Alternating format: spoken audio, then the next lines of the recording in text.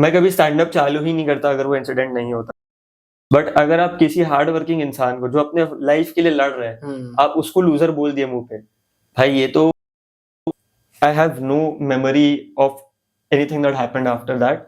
2 days मेरे life में पूरा ब्लैंक। गिव रियलिटी, बस ये 2 वर्ड का एडवाइस था और आज तक वो मेरे को एडवाइस यहाँ पे स्टक है भाई।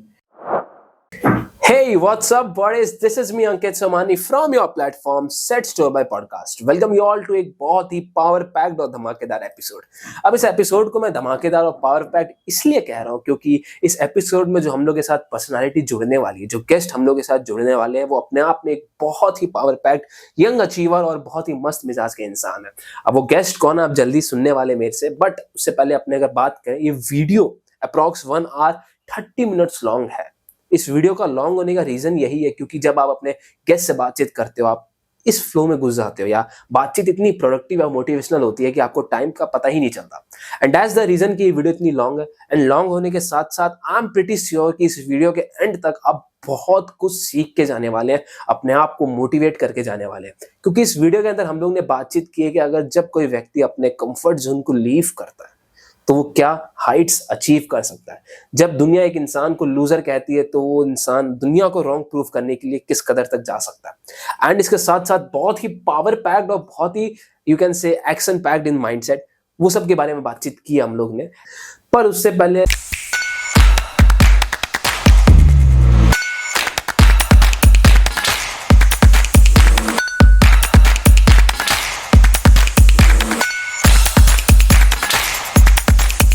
Meet our guest, Mr. Naman Chandak, Kolkata's youngest and quirkiest stand-up comedian. अब stand-up comedian के अलावा he is also an charming anchor and powerhouse poet, जिनकी पोएट्री सुनकर आप खुद सोचने लग जाएंगे, हाँ यार जिंदगी तो बड़ी प्यारी। एंड अगर इनकी बात करें अचीवमेंट को लेके, he has won 170+ prizes in inter-college competition. He has been also a star of Umang. जो लोग कोलकाता से या फिर भवानीपुर एजुकेशन सोसाइटी कॉलेज से मेरे को देख रहे हैं, they will know who is the star of Umang of 2024। अब अगर इनकी और अचीवमेंट की बात करें, इन्होंने big personalities and legend such as Abhishek Upmanyu sir and Javed Akhtar sir के साथ स्टेज को शेयर किया। मतलब एक अपने आप में ये बहुत बड़ी अचीवमेंट है। और इन्होंने टेलीग्राफ के अंदर 8 ईयर्स तक रिपोर्टिंग भी की है, जहां पे इन्होंने बिग पर्सनालिटीज के इंटरव्यू लिए ऑल अराउंड वर्ल्ड के अंदर।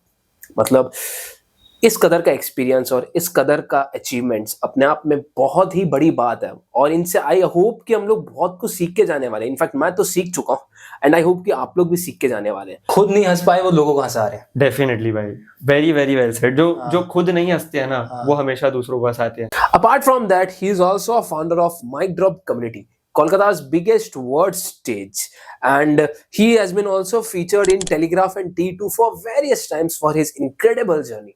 अगर हम बात करें और के बारे में तो he has also presented himself in 100+ shows across the country, from IITs to IIMs. इन्होंने न जाने कितने क्राउड को चीयर अप किया और उनके लाइफ में कॉमेडी का एक रंग घोला है।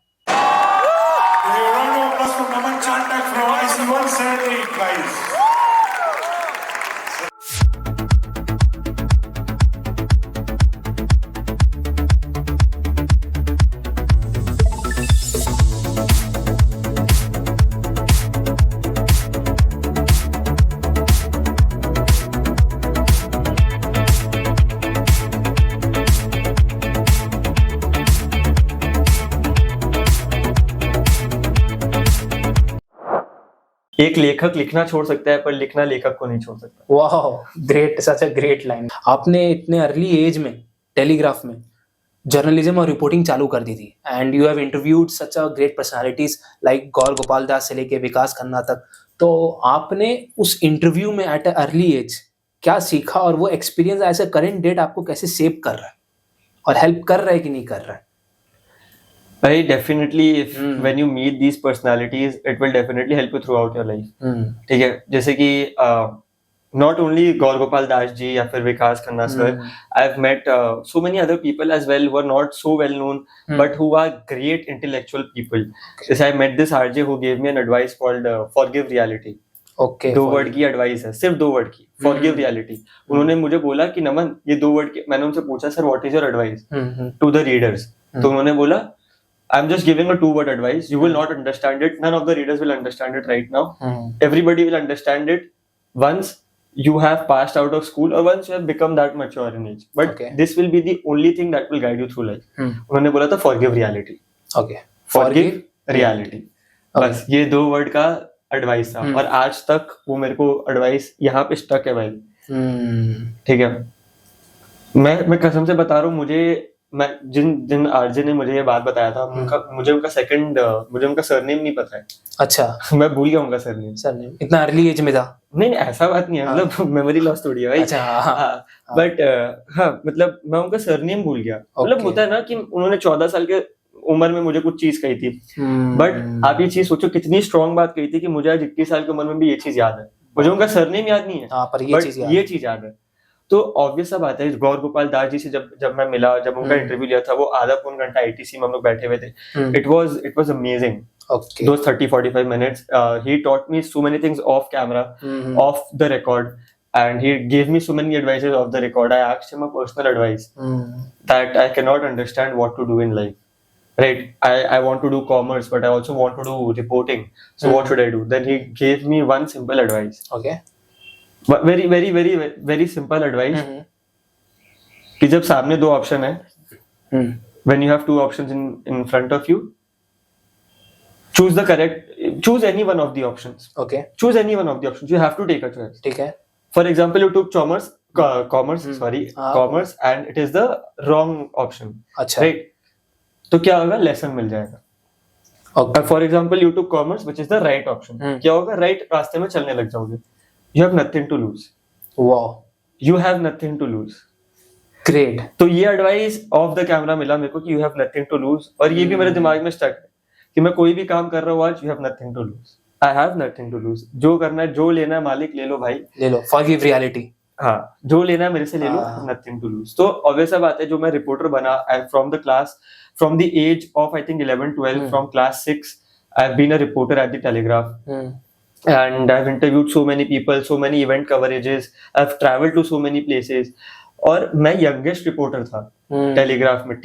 The telegraph in school, TTIS था हमारे पेपर का नाम. तो उसमें मैं यंगेस्ट रिपोर्टर हुआ करता था उस टाइम पे. और the way seniors and my editor sir, Biswanath sir, BDG sir we call him, and so many other people who I met and interviewed, all of them have given me so many vivid experiences and so many brilliant advices that till date it helps me.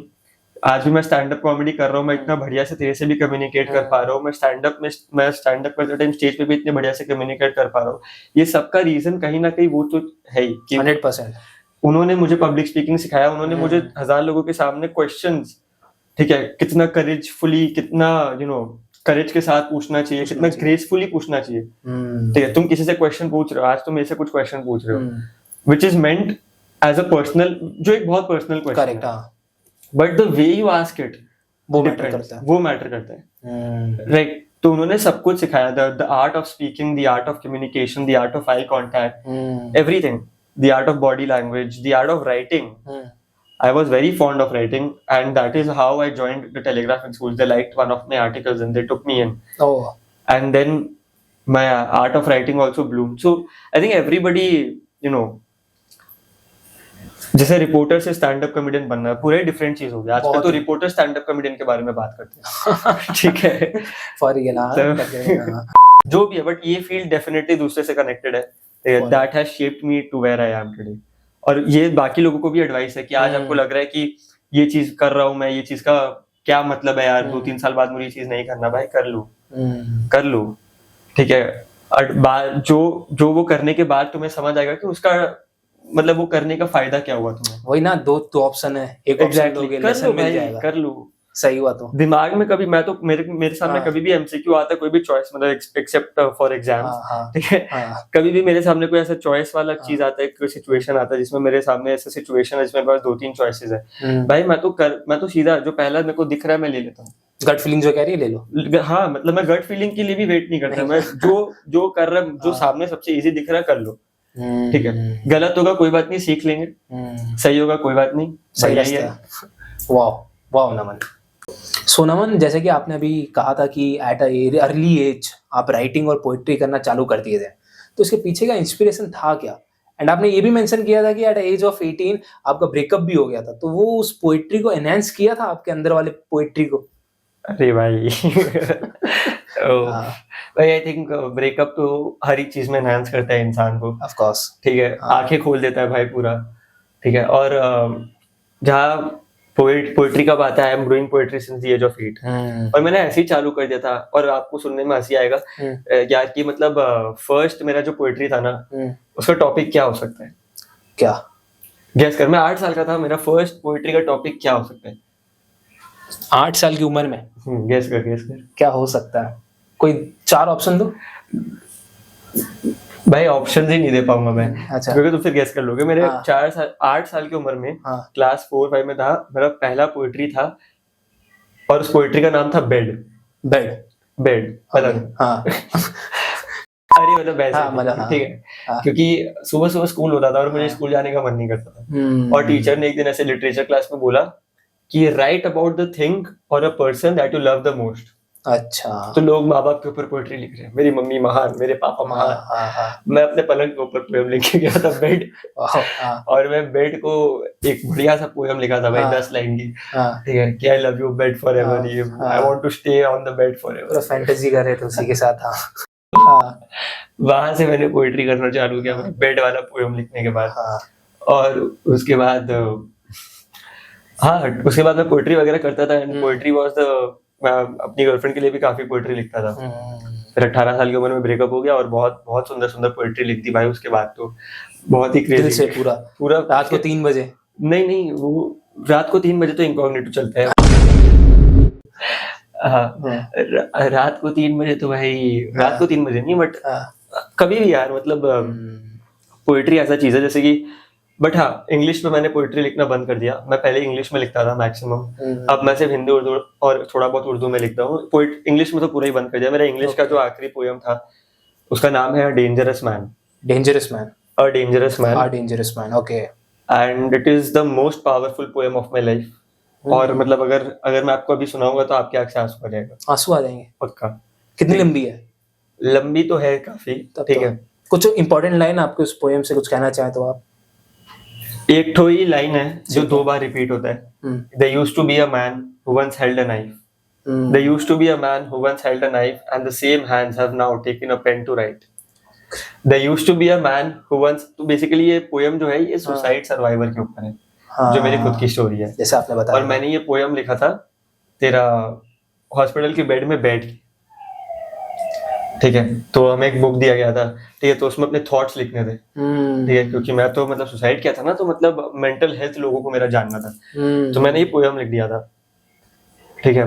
तो ये poem basically एक suicide survivor के ऊपर है, जो बहुत अब जो कसम खा रहा है कि अब से वो बहुत ट्राई हार्ड करेगा अपने फ्यूचर में कुछ बड़ा बनने का, सबको रॉन्ग प्रूफ करेगा जिन लोग ने उसको लूजर बोले। तो ये उसके ऊपर है, इसलिए द नाम है dangerous man. There used to be a boy who once held a knife. There used to be a boy who once held a knife, and the same hands have now taken a pen to write. There used to be a boy who once held a knife, and the same hands have now taken a pen to write. And you know what's dangerous than a man giving up? And you know what's more dangerous than a man giving up? A man fighting the world with all his might. Oh, that's some crazy stuff, man. बाहर से सब कुछ जीत रहा हूँ, इसका Hindi version भी है, मतलब बहुत ही छोटा है, कि बाहर से सब कुछ जीत रहा हूँ, अंदर से खुदकुशी चीख रहा हूँ। ये मतलब डेंजरस मैन के ऊपर नहीं है, पर ये kind of resonates the feeling कि बाहर से सब कुछ जीत रहा हूँ, अंदर से खुदकुशी चीख रहा हूँ। बाहर से सब कुछ जीत रहा हूँ, 180 प्राइजेस, स्टैंड अप, ये वो, करेज अवार्ड, सब कुछ। बाहर से सब कुछ जीत रहा हूँ, अंदर से खुदकुशी चीख रहा हूँ। सुना है प्यार में जिंदगी दे देते हैं लोग, अरे मेरी जान मैं तो बस जीना सीख रहा हूँ। वाह वाह वाह वाह, महफिल जमा दी है भाई आपने तो यार। तो मतलब ये पोइट्री की आपके पीछे की स्टोरी है पूरी? ये जो डेंजरस मैन है, ये मतलब पूरी मेरी लाइफ की स्टोरी है, ठीक है, और उतनी भी लंबी नहीं है, मतलब हाँ 8 स्टैंजास की है। तो आपने पब्लिश नहीं किया इसको? मैंने कहीं डाला ही नहीं है भाई, मेरे फीड पे है 4 स्टैंजास है, उसके बाद और 4 स्टैंजास है। वो 4 स्टैंजास जो है, फर्स्ट के 4 stanzas are talking about suicide, the next 4 stanzas are talking about he has survived it and how he's going to come back. So it's a very very personal poem, it's a very powerful poem, and maybe it's not powerful for the rest, but it's very powerful for me because when I read it, मैं खुद लिखा हूँ but मैं खुद कभी पढ़ता हूँ ना वापस जाके, यही पोएट्री का पावर है कि आप जो लिखते हो ना उसकी वर्ड्स भले ही बाकी लोग रिलेट करे नहीं करे, समझ सब जाते हैं। हाँ, रिलेटेबिलिटी फैक्टर नहीं है, कॉमेडी में रिलेटेबिलिटी फैक्टर हो सकती है कि हाँ कॉलेज के बारे में बात कर रहा है, हॉस्टल के बारे में बात कर रहा है, तो आप भी अपने कॉलेज लाइफ के बारे में सोचो। पोएट्री में ठीक है, आपने कोई ब्रेकअप हुआ, आपने उसके ऊपर पोएट्री किया, तो हाँ ऑडियंस को अपनी भी गर्लफ्रेंड याद आ गई, अपनी भी बॉयफ्रेंड याद आ गई, बट ये ऐसा पोएट्री है ना, ऐसा जो पोएट्री होता है ना उसमें रिलेटेबिलिटी फैक्टर नहीं होता है, और ऐसा पोएट्री अपलोड नहीं किया जा सकता है, ऐसा पोएट्री खड़ा होकर सुनाया जा सकता है क्योंकि जो रियल एक्सप्रेशंस निकलते हैं ना मुंह से वो कभी आवाज से नहीं निकल सकते। वाह, this is the difference between live stand up poetry and just poetry. Live stand up poetry में मुंह पे एक्सप्रेशंस दिखते हैं। करेक्ट। तो जो मैं ये लाइन बोल रहा हूँ, and you know what's more dangerous than a man giving up, a man fighting the world with all his might, ये मैंने ऐसे किया तभी आपको समझ आया कि हाँ मतलब अब मैं दिखा रहा हूँ कि अब वो इंसान लड़ रहा है। हाँ। वरना अगर मैं ये नहीं करता, मैं एकदम सैडली बोलता, तो आपको लगता है कि तो इंसान अभी भी डर डर की लड़ेगा। करेक्ट, बॉडी लैंग्वेज मैटर करता है। एग्जैक्टली। तो ये जो पूरा स्टोरी है ये वेरी वेरी पर्सनल है, ये पोयम बहुत पर्सनल है, डेंजरस मैन, ये मैं डालूंगा, बहुत जल्दी डालूंगा, बस हिम्मत आ जाए। Bro, and current you are doing poetry? हाँ, मैं कभी कभी लिखता हूँ यार, मतलब लिखना ऐसा चीज है जो कभी छोड़ ही नहीं सकता। करेक्ट। एक लेखक लिखना छोड़ सकता है पर लिखना लेखक को नहीं छोड़ सकता। वाह, great, such a great line man. मतलब आप जब भी कहीं बैठे हैं ऐसे मन में पोएट्री आ रही तो आप लिखते हैं? मन में पोएट्री नहीं आती भाई, मन में अल्फाज आते हैं, लाइन आती है, पोएट्री बन जाती है। ये बाहर से सब कुछ जीत रहा हूँ, अंदर से खुदकुशी चीख रहा हूँ। आपको लग रहा है मैंने जीत और चीख को राइमिंग करने का ट्राई किया? बिल्कुल नहीं, मन से आई कि मैं बाहर से सब कुछ जीत रहा हूँ, अंदर से क्या कर रहा हूँ, अंदर से तो चीख रहा हूँ। हाँ। अपने आप हो गया राइम। यही होता है भाई तरीका पोएट्री का, यही एक इंसान को पोएट बनाता है। जो आप जबरदस्ती राइम कराओगे वो कोई सेंस नहीं बनेगा, ठीक है। फिर आप जितना फ्रांस काफका ये वो है कोट कर लो, ठीक है, वो उसका सेंस नहीं बनता। वो आईसीएसई की पोएट्री नहीं पढ़ रहे हम, ठीक है। मतलब जो जितना बंदा हर्ट होगा वो ज्यादा अच्छी तरीके से पोएट्री लिखता है। हाँ भाई, फीलिंग उसका स्ट्रांग रहती है। आई थिंक सबके अंदर ही पोएट होता है भाई, सबके अंदर यार। और उल्टा लड़के लोग के अंदर तो ज्यादा पोएट्री होता है। लड़की लोग का क्या है कि ठीक है कुछ भी इमोशंस फील करिए, दोस्तों से जाके बात कर लिए, बेटर फील कर लिए। बट जो लड़का होता है ना वो रात को बैठ के वो ऐसे usually in this generation at least वो जाके बता नहीं पाता किसी को कुछ भी, ठीक है। तो वो हमेशा क्या करता है ना, वो या तो उसको एज एन एंगर प्रोजेक्ट करता है वो सैडनेस को, या तो एकदम डिनाइल में चला जाता है, सुट्टा वुट्टा मार लेता है, लेता हूँ, सो जाता हूँ, ऐसे छोड़ो यार, ठीक है। या तो भाई क्या करता है वो ये भी कर सकता है कि वो पकड़ के लिखे, पेन को पकड़े और लिखे, ठीक है भाई। जो वहां से उसके बाद जो लिखना निकलेगा ना, मैं तो बोल रहा हूँ मुझे कभी कभी खुद ही यकीन नहीं होता कि मैंने ये पोएम लिखा है भाई। अगर मैं उस दिन हॉस्पिटल में नहीं होता और मुझे उस दिन वो पेपर नहीं मिलता, ये पोएम कभी मैं लिख ही नहीं पाता। ये एकदम अंदर से ही निकलता है, वो एक हिस्सा बन चुका लाइफ का। हाँ भाई डेफिनेटली। मतलब कल को मेरे को अगर कुछ हो गया, ठीक है, और कोई ये पोएट्री पढ़ा तो एटलीस्ट उसको ये 32 से 40 लाइन में समझ आ जाएगा कि मैं कैसा इंसान, नमन चांडक कौन था, मैं कैसा इंसान था। और इसलिए आपको भी पोएट्री करनी चाहिए। आपको मतलब तेरे को भी, मैं आपको क्या ही कर रहा हूँ, ठीक है, बट हाँ तेरे को भी पोएट्री करनी चाहिए भाई, और सबको ही करनी चाहिए। पोएट्री नहीं तो कुछ नहीं, पर लिख लो भाई, लिख लो।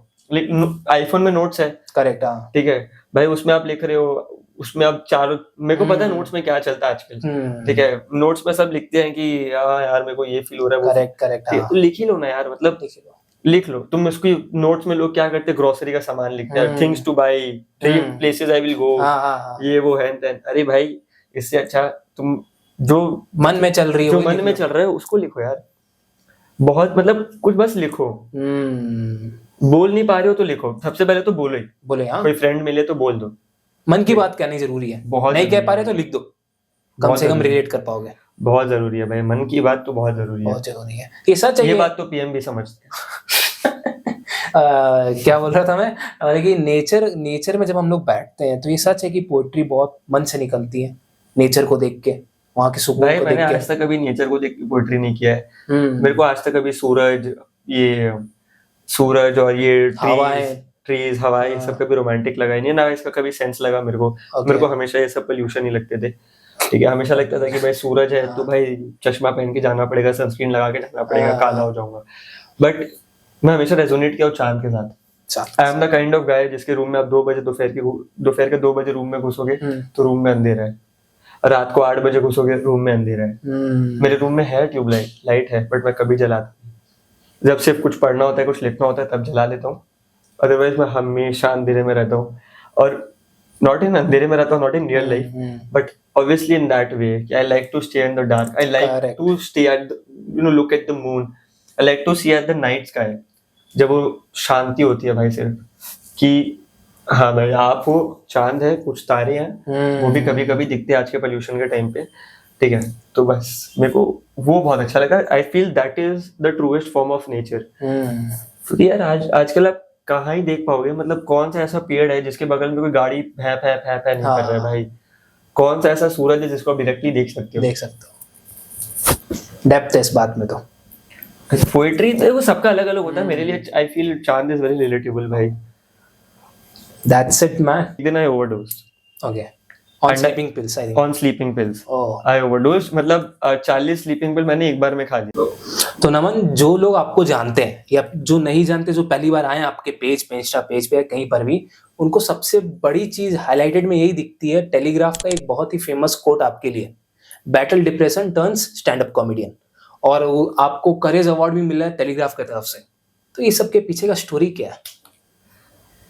भाई देखो, सबके पास ये सॉफ्ट स्टोरी होता है, तो मेरे को ऐसा बहुत लंबा नहीं टानना अपना सॉफ्ट स्टोरी सुना के। बहुत ही शॉर्ट में बोलूंगा कि यार everybody has problems, right? So at the age of 18 I had a lot of problems as well. So throughout my childhood I've been a very lonely guy. I did not have much friends. आज जो मेरा best friend है वो भी मेरा best friend बना 18 साल की उम्र में, उस इंसिडेंट के बाद। उसके पहले मेरे इतने कुछ खास फ्रेंड्स थे नहीं। ऐसा बात नहीं था, मैं चुपचाप रहता था, मैं हंसी मजाक करता था, स्कूल में मिलता था लोगों से, हंसी मजाक होती थी, but outside that I had no friends whatsoever. Okay. And मैं देख रहा हूँ मेरे क्लास में 40 लोग हैं, जिसमें से 20 लोग एक बर्थडे पार्टी में जा रहे हैं। मैं उन 20 के 20 लोगों से इतने अच्छे से बात करता हूँ, हंसी मजाक करता हूँ, पर मैं उस बर्थडे पार्टी में कभी इन्वाइटेड नहीं था। तो यार एक बचपन से ना एक ऐसे टाइप का फोमो आ गया, और बहुत कम एज में भी मैंने अपने बेस्ट फ्रेंड को खोया है, जिसका ट्रॉमा आज टिल दिस डेट मुझे आज तक है। ठीक है, खोया in the sense he is dead, he is no more, right? So that is the thing man. सो throughout my teenage and throughout till I was 18, I was very lonely. I had a girl, I made like from the age of 8 to 16 I was completely lonely. And then at the age of 16 I made a girlfriend, and she was my friend before. एक साल तक वो हम लोग ने दोस्ती की, उसके बाद मैंने उसको गर्लफ्रेंड बनाया। एंड ठीक है, एंड वी वर ऑल, मतलब मैं बहुत ज्यादा, देखो लड़कों का ना आदत होता है, जब स्पेशली लोनली लड़कों का, जब उनके पास कोई होता नहीं है ना किसी, जैसे तेरे पास गर्लफ्रेंड है? No man. ठीक है, बट तेरे पास दोस्त है, राइट? करेक्ट, बहुत। बट हाँ, तो तेरे को कभी भी ना ऐसे गर्लफ्रेंड का उतना नीडीनेस नहीं लगेगा, ठीक है, अंटिल तू रात को 12 बजे बैठा हुआ फोन के साथ, ठीक है? तो मेरे को क्या हो गया था ना कि मेरे पास कोई दोस्त ही नहीं थे, and she was the one जिससे मैं इंस्टाग्राम पे दोस्ती किया, ठीक है? तो बहुत ऐसा ना नीडीनेस हो गया मेरे को, नीडीनेस मतलब I wanted her, all of her, and मतलब मेरे को अगर वो किसी और से बात भी कर रही है ना, भले ही लड़की फ्रेंड हो, मुझे भाई जेलसी हो जाती थी, क्योंकि मेरे पास तो और कोई है ही नहीं बात करने के लिए, ठीक है? तो वैसा हो गया था, मैं बहुत डिपेंडेंट हो गया था उसके ऊपर। तो हमारा बोर्ड्स का टाइम था, एंड बोर्ड्स के बीच में मुझे पता चला that she has been cheating. Okay, ठीक है, जो whatever the reasons may be, देखो एक लड़की ऑब्वियसली एग्जॉस्ट हो जाएगी अगर तुम इतने महीने तक ओवर पॉजिटिवनेस, हाँ ओवर पॉजिटिवनेस, उसको इतना प्रेशराइज करोगे, आई गेट इट, ठीक है, but at the age of 18 I did not get it because she was my only friend. Correct, हाँ, right? तो I became very over dependent. मैं खुद को क्वेश्चन करने लग गया कि लोग मुझे क्यों छोड़ के चले जाते हैं, ठीक है? और मैं खुद की सेल्फ वर्थ को क्वेश्चन करने लग गया। मैं देख रहा हूँ मेरे पापा मम्मी मेरे से इतने एक्सपेक्टेशंस लेके रखे हैं, मैं बहुत ऐसे खुद को क्वेश्चन करने लग गया, और मैं धीरे धीरे ना I found drugs and sleeping pills and all these things as an escape. तो अब मैं करते करते इतना ज्यादा कर दिया कि एक दिन I overdosed. Okay. On sleeping pills, I think. On sleeping pills. Oh. I overdosed. मतलब 40 sleeping pill मैंने एक बार में खा लिया, और that is 20 times more than the than the than the safer prescribed version of it. Okay. तो आप दिन में 1-2 तो ले सकते हो, ठीक है, वो मैं sleeping pill का नाम नहीं लूंगा, ठीक है, बट मैंने वो 40 तो पिल्स ले ली थी, और भाई लेके मैं एकदम I have no memory of anything that happened after that. 2 days मेरे लाइफ में पूरा ब्लैंक, 2 दिन तक? ऑलमोस्ट, मतलब 1.5 days ही पकड़ लो, 2 दिन तक ऑलमोस्ट 1.5 days तक पूरा मैं ऐसे ब्लैंक था। फिर आया 20 जून पूरा खत्म हुआ, फिर आया 19 जून खत्म हुआ, 19 जून को ये इंसिडेंट हुआ, 19 जून पूरा खत्म हुआ, 20 जून पूरा खत्म हुआ, फिर आया 21 जून का सुबह 3 बजे। 21 जून का सुबह 3 बजे मुझे आया होश, मुझे समझ नहीं आ रहा मैं कहाँ हूँ, ठीक है। तो दैट इज व्हेन मैं सोचा कि चलो ठीक है, मुझे 1-2 दिन तो मुझे यकीन ही नहीं हुआ कि मैं अभी भी जिंदा हूँ। मुझे लगा कि मैं पहुंच गया भाई, इसको हेवन बोलते हैं क्या? अच्छा, ये तो हेल ऐसा लग रहा है, ठीक है, अंधेरा भाई। तो मतलब 2-3 दिन तक मैंने किसी से बात ही नहीं की, मैं चुपचाप था।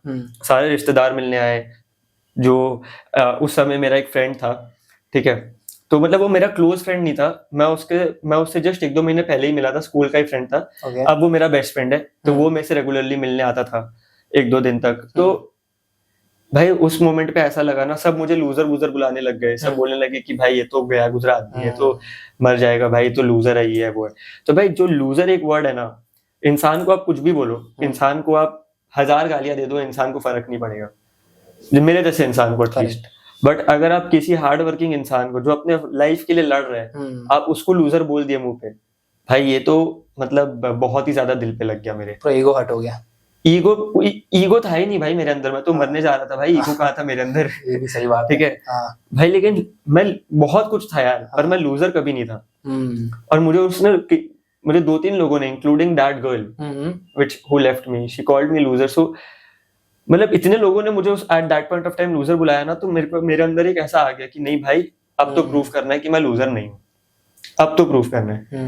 एंड ये बात है 3 साल पहले के 2022 की जून की। फास्ट फॉरवर्ड टू 2025 करेंटली, ठीक है, आज मेरे को कोई दुनिया में लूजर नहीं बोलता, और बोल भी नहीं सकता। 180 प्राइजेस है as a stand up comedian, बहुत सारी चीजें हैं, ठीक है, बट डेफिनेटली यार that incident was a very life changing incident, for real. मतलब मैं कभी स्टैंड अप चालू ही नहीं करता अगर वो इंसिडेंट नहीं होता, मैं कभी खुद की लाइफ में इतना फोकस्ड ही नहीं होता कभी अगर वो इंसिडेंट नहीं होता, मैं कभी ऐसे जैसे तुमसे अभी बात कर पा रहा हूँ, मैं कभी कॉन्फिडेंस ही नहीं आता कि मैं तेरे से बात कर सकूं अगर वो इंसिडेंट नहीं होता। बिकॉज क्लास 6-7 में ना मैं ऐसे AIB वगैरह देखता था, और मैं बहुत अट्रैक्टेड होता था AIB वगैरह से, ऑल इंडिया बकचोद। हाँ, ऑल इंडिया बकचोद। मेरे को लगता था ये तो मैं भी कर सकता हूँ, बट मैंने कभी हिम्मत से किया नहीं। एक बार मैं अनिर्बान दासगुप्ता का शो देखने गया था, ऑल टेयर में हुआ था, सेक्टर 5 में। मेरे पापा मेरे को लेके गए थे, क्योंकि वो देख रहे थे कि मैं स्टैंड अप कॉमेडी को लेकर इतना पागल हो रहा हूँ। मुझे एंट्री नहीं दिया गया, बोला 18+। तो मैंने स्टैंड अप फिर छोड़ दिया, बट मेरा हमेशा से at the back of the mind था कि ये तो मैं कर सकता हूँ। तो जब ये चीज इंसिडेंट हुआ, ये इंसिडेंट के बाद जब सब लोग ने लूजर बोला, तो मेरे दिमाग में आ गया कि चल ठीक है, ये चाइल्डहुड ड्रीम अब पूरा करके दिखाते हैं। So that is the whole reason why I'm a stand-up comedian, and that article and that award which I got from Telegraph, I'm really grateful. उन्होंने मेरी efforts को recognize किया कि इतना सब कुछ incident के बाद ये आदमी कम बैक किया है, अपना childhood dreams को follow किया है, उसमें भी थोड़ा बहुत अच्छा ही कर रहा है, ठीक है, और इतना नाम रोशन कर रहा है अपने माँ बाप का। तो I'm glad that Telegraph also recognized me, ठीक है, it was a life changing moment। तो यार भाई बस यही कहानी है स्टैंड अप बनने के पीछे की। हाँ, मतलब मैं तो बोलता हूँ कि भाई stand up comedians are the most depressed person on the earth. जो खुद नहीं हंस पाए वो लोगों को हंसा रहे हैं। डेफिनेटली भाई, वेरी वेरी वेल सेड। जो खुद नहीं हंसते हैं ना, वो हमेशा दूसरों को हंसाते हैं, हमेशा। मैं आपके बारे में थोड़ी बात कर रहा हूँ, आपके बारे में बात करूंगा तो मैं मोटी थोड़ी बोलूंगा, मैं भैंसी। तो भैया थोड़ा स्टैंड अप कॉमेडियंस पे बात हो जाए। आपके हिसाब से ये जो स्टैंड अप कॉमेडी का एरा चल रहा है, जिस तरीके से ये पिछले 2-3 सालों में एकदम ट्रेमेंडस ग्रो किया है, इसके पीछे का रीजन? भाई स्टैंड अप कॉमेडी का एरा आप बोल सकते हो, ठीक है, बट ये एरा जो होता है वो आता है और चला जाता है। स्टैंड अप कॉमेडी रहेगा। एरा इज समथिंग जो आया और चला गया, but stand up comedy is when, भाई तुम कभी भी देख सकते हो यार, इतना फन है, ठीक है। जैसे फॉर एग्जांपल बस्सी सर की वो कूलर वाली स्टोरी है, ये अब्दुल वो कूलर गिरा देता है, हॉस्टल वाली चीटिंग वाली जो स्टोरी है, भाई वो इतनी फन स्टोरी है कि तुम कभी भी सुन सकते हो। नॉर्मली तुम खा रहे हो, खाते खाते देख सकते हो। नॉर्मली तुम थोड़ा डिप्रेस्ड फील कर रहे हो, तब देख सकते हो। रात को नींद नहीं आ रहा है भाई, हंसते हंसते सो जाओगे, ठीक है। तो स्टैंड अप कॉमेडी का era is I think is a wrong statement, ठीक है। Okay. Stand up comedy is here to stay. हमारे इंडिया में भले ही अभी तो लेट 2015 से AIB ये सब के बाद चालू है, उसके पहले भी कॉमिक्स करते थे, ठीक है, इतना वो रिकॉग्निशन नहीं आया था। हाँ उतना उस समय सोशल मीडिया प्लेटफॉर्म्स नहीं था, तो उतना नोन नहीं था, ठीक है। बट कैनवस लाफ क्लब था, देन अभी इतने सारे कॉमेडी क्लब्स खुल गए ऑल ओवर इंडिया। भाई comedy is here to stay, comedy is that one thing which will always stay. Comedy is the devil's language, ठीक है। डेविल्स लैंग्वेज, हाँ भाई, मतलब comedy is how everything in the world works. You can talk about everything in the world if you have the correct sense of humor. Correct. ठीक है। आज reporters सब चीज के बारे में बात नहीं कर पाते, उनको एक तो बैरियर होता है कि चलो इस चीज के बारे में नहीं बोलना, ये इस चीज के बारे में नहीं बोलना, उस चीज के बारे में नहीं बोलना। भाई comedians there was this comic I forgot, but वो रेप के ऊपर जोक कर रहा था, ठीक है। हाँ, रेप के ऊपर नहीं, not on that act, but a rape incident that happened, ठीक है। एंड इतना ब्यूटीफुली वो एक मैसेज डिलीवर किया, बीच में जोक्स भी मारे, ओके, बट कुछ इंसल्टिंग नहीं था, और इतनी ब्यूटीफुली उसने डिलीवर किया वो मैसेज। तो कॉमेडी के थ्रू जो मैसेजेस भी डिलीवर होते हैं, सरकास्टिकली जो मैसेजेस डिलीवर होते हैं, जैसे फॉर एग्जांपल तुम्हारे पापा तुमको 10 दिन बोलेंगे कि रूम साफ करो, तेरे को आलस आ रहा तुम नहीं करेगा, फिर 11वां दिन पापा सरकास्टिकली बोलेंगे क्या हुआ, आज मासी नहीं आने वाली है, हाँ ठीक है, मासी के लिए हर बार वेट मत क्या करो कि वो रूम साफ करे। ऐसे कुछ सरकास्टिकली कुछ भी बोले, ठीक है। तो वो सरकास्टिकली जब पापा मम्मी बोलते हैं तो हमारे अंदर एक्चुअली में सीरियसनेस आ जाती है कि नहीं कर लेते, ज्यादा स्ट्राइक हार्ड करता है, ज्यादा दिल में लगता है ना।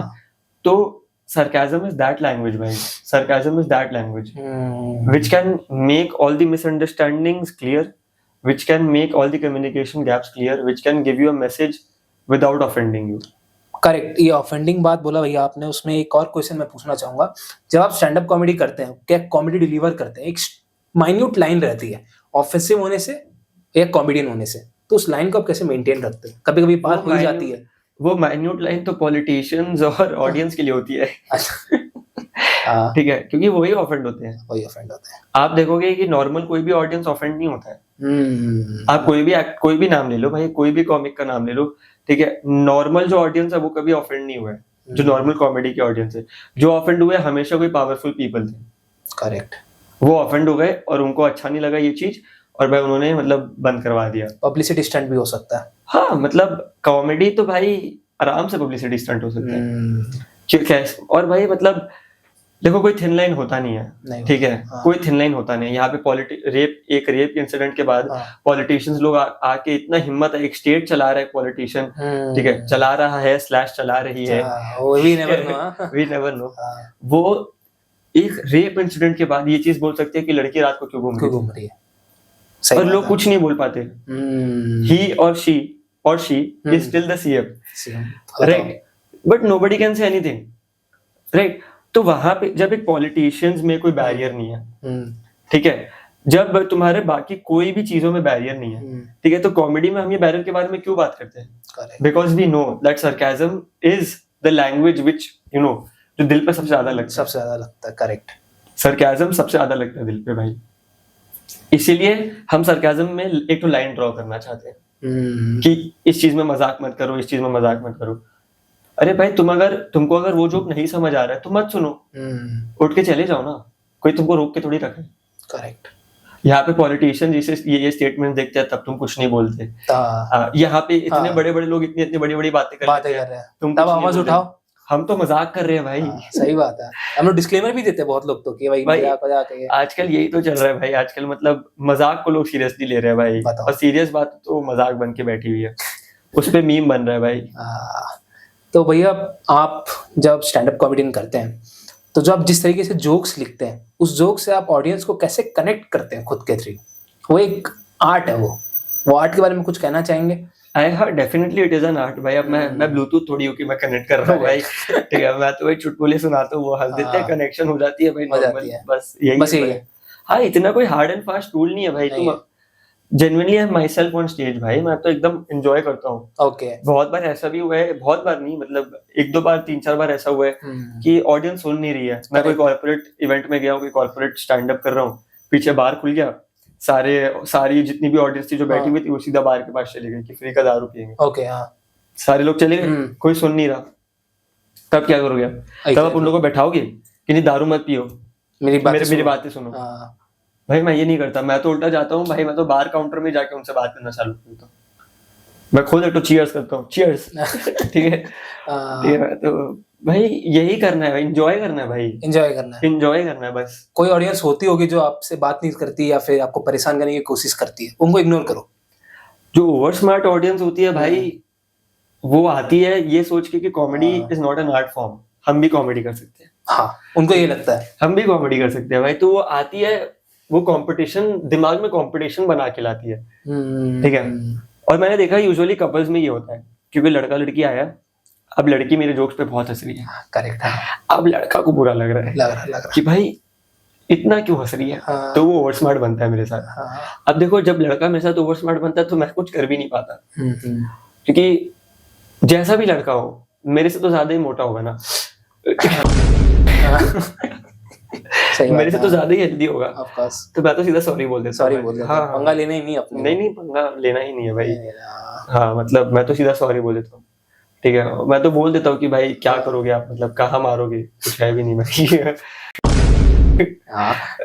ठीक है। तो सब भैया एक और बात था मेरा ये कि आप जब जोक्स लिखते हैं खुद के, कि मैं कल जाके अपने शो पे ये ऑडियंस को सुनाऊंगा, तो जोक लिखते वक्त कुछ बातें आप दिमाग में रखते होगे बैक ऑफ द माइंड, वो सब क्या होता है, कैसे लिखते हैं आप जोक वगैरह, या मन में कभी कभी आ जाता है? Since you belong from Marwari family, वो लोग तो ऐसे ही बोल देते कभी कभार चलते चलते। नहीं भाई, मतलब ये मारवाड़ी फैमिली से बिलोंग करता है, इसके रिलेटेड कोई मेरे जोक्स नहीं है। तो अगर मेरा स्टैंड अप सुनेगा तो तुझे समझ आएगा। अच्छा ठीक है, मतलब it's usually based on me being a gen Z and the observations I have. Okay ठीक है, कैसे हम लोग मिलेनियल्स और ये जो हमारे बाद वाली जो जनरेशन है उसको मैनेज कर रहे हैं। It's basically based on my observations, my personal stories, जिसको थोड़ा सा एग्जैजरेट करके बोल देते हैं। बट हाँ भाई, इट इज वेरी फन, मतलब there is no process of writing it. दिमाग में आता है लिख देते हैं भाई, मन की बातें हैं, मन की बात है, मन की बात है बस। मैं फ्लो में निकल जाता है। किसी लड़की को देखा जो थोड़ी सी मोटी थी, ठीक है, sorry I don't want to body shame, ठीक है, बट जो है वो है, ठीक है, तो हेल्दी थी, सॉरी, ठीक है, हेल्दी भाई। तो मेरा ये ऑब्जर्वेशन था कि मोटी लड़की लोग जो होती है, जो मतलब थोड़ी सी हेल्दी होती है, उन लोगों को हम लोग हेल्दी बोलते हैं। बट आज तक पतली लड़की लोग को हम लोग क्यों नहीं हेल्दी बोले? सही बात है। जबकि मोटी लड़की लोग जो होती है, जिनके बॉडी में ज्यादा फैट होता है, उनको ज्यादा डिजीजेस पकड़ सकता है। Correct, of course, right. There are technically the you know the healthier ones are not healthy. Correct the thinner ones are ज्यादा healthy. yes, ठीक है, तो मेरे ये ऑब्जर्वेशन के ऊपर 3-4 जोक्स है। ओके, ठीक है, तो भाई होता है, मतलब एक ऑडियंस ऑफेंड हो गई, अरे ठीक है, तो चिल्ला के बोलने लग गई कि how can you body shame and how can you do jokes on you. मैंने बोला मैम, मैं आपके बारे में थोड़ी बात कर रहा हूँ। आपके बारे में बात करूंगा तो मैं मोटी थोड़ी बोलूंगा, मैं भैंसी नहीं बट हाँ, मतलब होते हैं भाई, लोग ऑफेंड होते हैं, तो कुछ किया नहीं जा सकता भाई। मैं ऐसा ही इंसान हूँ भाई। तुम मेरे को 4 गाली दोगे, मैं नहीं होऊंगा ऑफेंड। दे दो भाई, कौन तुम अगर मेरे को आज बोलोगे कि तुम डंडी जैसा दिखता है, करेक्ट, हाँ, ठीक है, तो मैं नहीं हूँ ऑफेंड। ठीक है यार, मस्ती मजाक कर रहा है, कौन सा मैं सच्ची में डंडी हूँ? तो अगर मैं किसी को कुछ बोल दिया, ठीक है, तो मजाक में बोला, तो कौन सा वो सच्ची में वैसा? तो भाई it depends on the audience. और बहुत ऑडियंस ऑफेंड भी होती है, इसमें उनकी गलती नहीं है। हो सकता है उनको बचपन से कुछ सुनाया जा रहा हो, बॉडी शेम किया जा रहा है, उनका ट्रॉमा है बचपन, ठीक है, तो वो ट्रॉमा है और गलती से कॉमेडियन ने उसके ऊपर जोक कर दिया। गलती से क्या मतलब, इन द जोकिंग सेंस से उसके ऊपर जोक किया, तब वो उसका ट्रॉमा ट्रिगर हो गया। भले ही उसके ऊपर नो एज अ जनरल हुआ हो, हाँ, ट्रॉमा ट्रिगर हो गया, ऑफ कोर्स, ठीक है। बट वही है यार, मतलब comedy is like that only यार। मैं बोला ना, ट्रॉमा ट्रिगर क्यों हुआ? अगर ये आप नॉर्मली बोलते हो उसका ट्रॉमा ट्रिगर नहीं होता, बट इस कॉमेडियन ने बोलते तो ट्रॉमा ट्रिगर हो गया, क्योंकि कॉमेडियन का वर्ड है सरकाज़म, और सरकाज़म भाई बहुत ही डीप लैंग्वेज है, ज्यादा ही दिल पे लगेगा। हाँ, ऑफ कोर्स। तो वही है भाई, मतलब ऐसे ही लिखता हूँ मैं जो लिखता हूँ अपने मन, जब भी मन में कुछ थॉट आता है लिख देता हूँ। देयर इज नो प्रोसेस, मतलब मैं पेपर पेन लेके नहीं बैठा हूँ आज तक। करेक्ट, ठीक है, जो आता है थॉट मैं ऐसे नोट्स में लिख देता हूँ, या फिर व्हाट्सएप कर देता हूँ एक फोन से दूसरे फोन में, ठीक है, या किसी दोस्त को व्हाट्सएप कर देता हूँ, या ऐसे रिकॉर्ड कर लेता हूँ जो थॉट आते हैं बस। और बाकी स्टेज मैक्सिमम जोक्स तो ऐसे ही निकले, मेरे स्टेज से ही निकले। अच्छा, मैं स्टेज पे खड़ा हुआ, एक रैंडमली एक थॉट आया, एक हाँ। ऑब्जर्वेशन आया, तो मैंने बोल दिया। तो मैक्सिमम थॉट्स वैसे ही आए हैं, कोई Great. प्रोसेस नहीं है भाई। मतलब पोएट्री, कॉमेडी, ये सब का कोई प्रोसेस नहीं होता भाई। ये सब मन से आती है, ये सब भाई पूरा दिल से आता है, एकदम दिल से। दिल से, मन से नहीं, दिल से दिल भाई। से। जो आता है लिख देता है भाई इंसान, बस लिख देता है, बोल देता है, correct. There is no process. तो भैया सबसे पहले जब आपने स्टैंड अप कॉमेडी किया होगा और आज जब कर रहे हो, उसमें ऑफ कोर्स बहुत सारे डिफरेंसेस हैं और ये ग्रेजुअली एक्सपीरियंस से गेन हुआ है आपके। तो सबसे जब पहला आपने स्टैंड अप कॉमेडी किया था, तब आपका क्या एक्सपीरियंस था? फंबल हो रहे थे स्टेज पे, घबरा रहे थे, एंग्जाइटी वगैरह एंड ऑल दैट स्टफ, और जब आज आप करते हो तब क्या कंपटीशन और चैलेंजेस फेस करते हो? भाई I think every day when you are on the stage it's a different day. Correct. ठीक है, anything can happen, right? But of course when the first day I stepped up on the stage and today when I step up on the stage, बहुत ज्यादा difference है confidence में, speech का clarity में, jokes की quality में बहुत ज्यादा डिफरेंस है। क्योंकि जब मैं फर्स्ट टाइम चढ़ा था तो मैंने दूर से कॉमेडी देखा था, एज एन ऑडियंस मैंने देखा था, तो मुझे लगता था कि तो कोई भी कर सकता है। अच्छा। और जब मैं चढ़ा फिर मेरे हाथ पैर कांपने लगे कि भाई मैं क्या बोलूं, मैं सब भूल गया, ब्लैंक हो गया मैं। और मैंने पहली बार परफॉर्म भी किया था काफी लोगों के सामने, मतलब 200-300 की क्राउड के सामने। माइक हाथ में से भाई मैं तो पूरा कांपना चालू कर दिया था भाई, मतलब बहुत ही खराब परफॉर्मेंस किया था। फिर उसके बाद second third performance eventually better गया एंड देन कॉन्फिडेंस आया, मैं और स्टेज पे चढ़ा रेगुलरली। सो भाई जैसे विराट कोहली का कवर ड्राइव नहीं होता, इट्स शेयर प्रैक्टिस, बट उसमें भी मैक्सिमम बार वो आउट हुआ। करेक्ट। जितना ब्यूटीफुल क्यों ना हो विराट कोहली का कवर ड्राइव, मैक्सिमम बार विराट कोहली अपने कवर ड्राइव पे आउट होता है, कॉट बिहाइंड होता है, स्लिप पे कैच आउट होता है। तो वैसा ही है भाई कॉमेडी का, एनी आर्ट फॉर्म वैसा ही है। nobody can ever guarantee a good day on stage. Correct. Nobody can ever guarantee. मतलब हर एक दिन चैलेंज ही है आपके लिए? चैलेंज नहीं है भाई, कभी कभार बहुत ही स्मूथ होता है, एकदम बटर मिल्क जैसा भाई, एकदम मतलब कि कुछ मेहनत मशक्कत नहीं, कुछ सोचना ही नहीं पड़ा, स्टेज पे गया, एंजॉय किया, आ गया वापस, बहुत एंजॉय किया।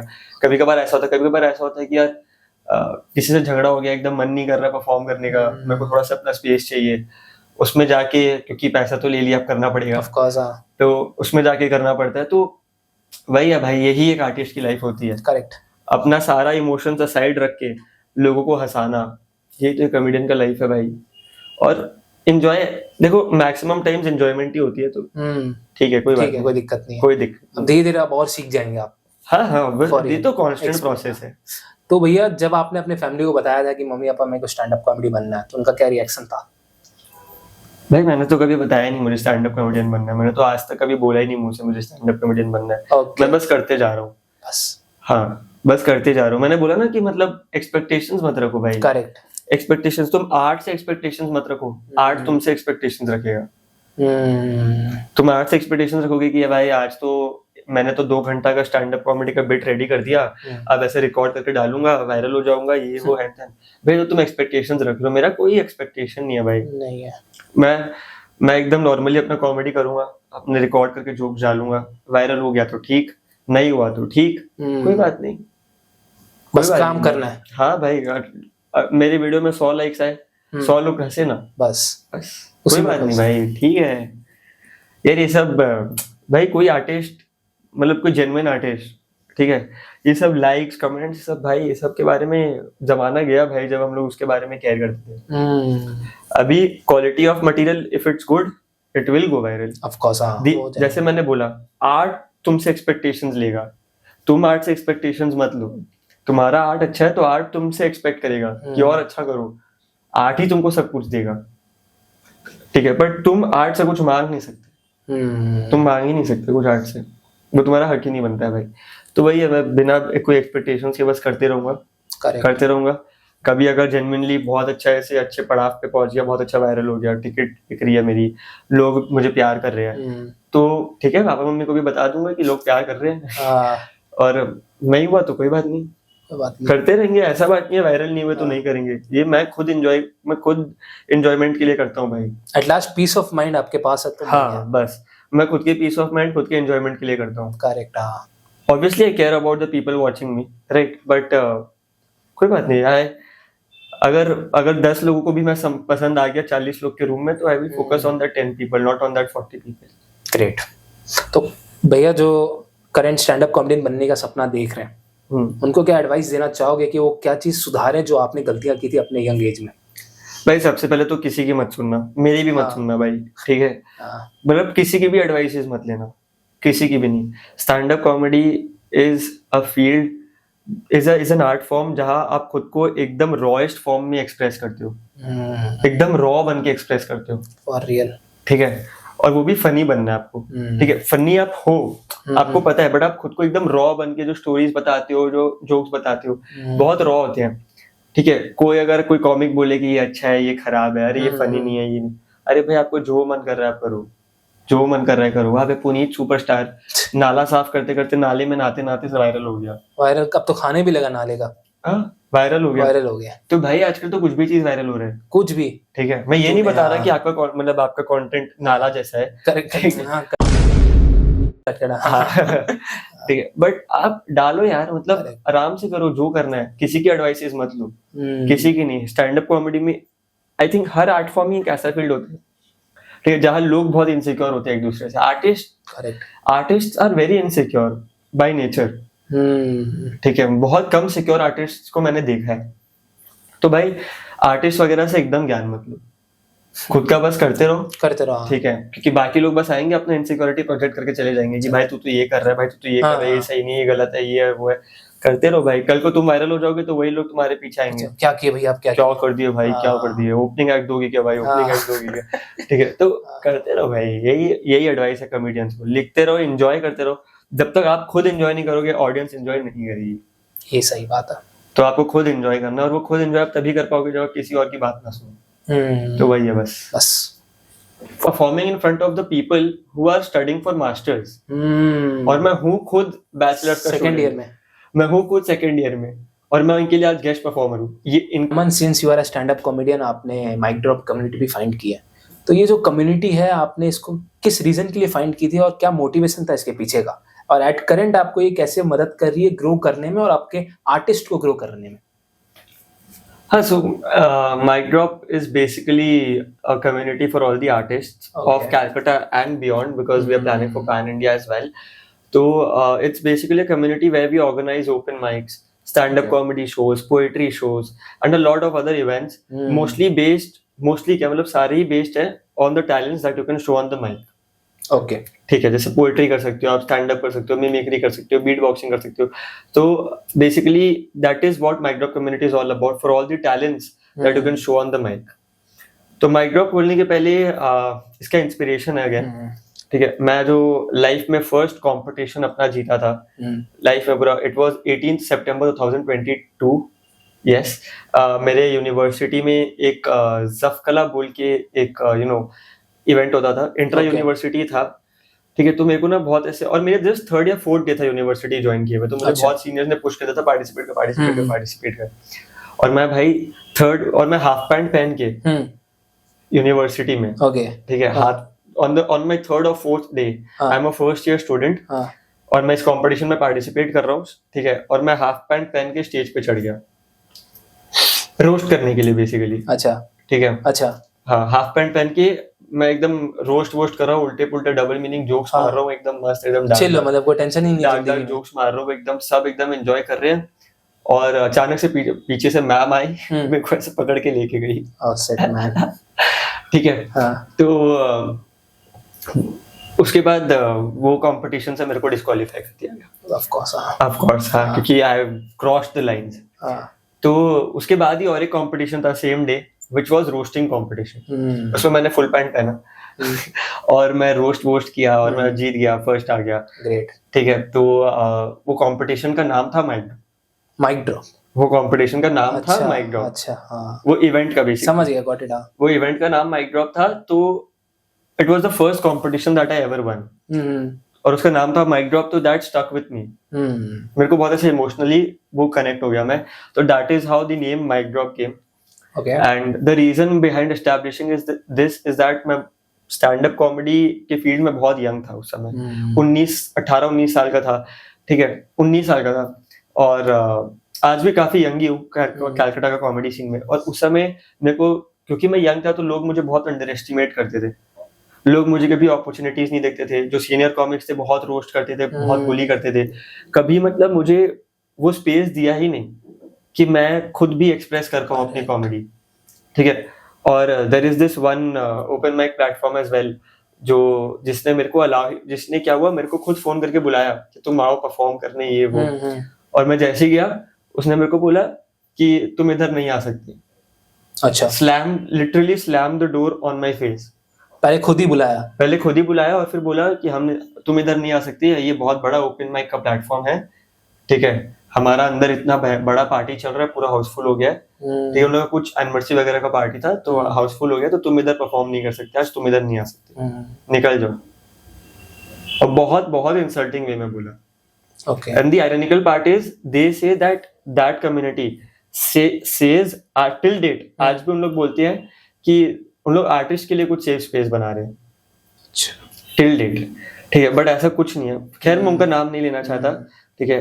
तो that is where the whole idea of establishing mic drop came, कि जब उन्होंने ऐसा इंसल्ट किया मेरे को क्या, किसी भी आर्टिस्ट को करते तो बहुत खराब लगता। मैं नया फील्ड में आया हूँ, मैं आप लोग सब मेरे से इतने बड़े हो, आप लोग ऑर्गेनाइज कराते हो इवेंट्स में, आप लोग को भैया भैया करता हूँ, ठीक है, मैं आप लोग को इतना रिस्पेक्ट करता हूँ, मैं आप लोग से अपॉर्चुनिटी मांगता भी नहीं हूँ, आप लोग ने खुद बुलाया मेरे को, खुद अपॉर्चुनिटी दिया, मैं रिस्पेक्टफुली आया, और आप लोग ने ऐसे कर दिया, तो मेरे को बहुत ईगो पे लग गया। ईगो पे भी नहीं, सेल्फ रिस्पेक्ट का बात है यार, ये किसी का भी इंसान छोड़िए, ये मतलब एक ह्यूमन बीइंग का सेल्फ रिस्पेक्ट का बात है, ठीक है। तो मेरे को लग गया, तो फिर मैंने भाई ठान लिया कि भाई अब कोई बात नहीं, इनका प्लेटफॉर्म भले ही बहुत बड़ा है, नो डाउट, ठीक है, बट मैं भी अपना खुद का प्लेटफॉर्म खोलूंगा, and I will make sure that this platform is open for everyone, flexibility रहे, यहाँ पे पैसा मेन फोकस ना हो, क्योंकि बहुत सारे ओपन माइक में 250-300 रुपया देना पड़ता है परफॉर्म करने के लिए, 350 रुपया दो,